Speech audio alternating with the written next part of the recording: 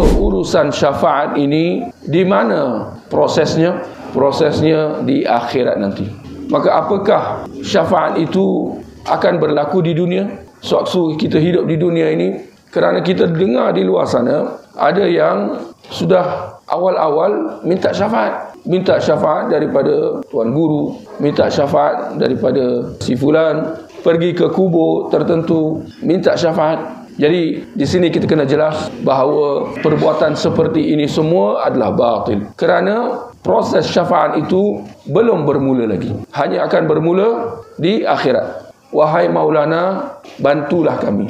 Berilah syafaat kepada kami. Ini dikatakan meminta syafaat. Jadi insya-Allah tuan-tuan sudah nampak di situ bahawa benda ni salah dan keliru. Keliru daripada orang yang memintanya. Apatah lagi kalau dia pergi ke kubur, kalau dia minta daripada orang yang hidup ataupun orang yang mati, kita kata kedua-duanya salah. Tinggal lagi kalau minta daripada kubur, itu lebih berat lagi. Bahkan itu sudah terjerumus dalam kesyirikan kerana meminta di alam ghaib daripada selain Allah Subhanahu Wa Taala.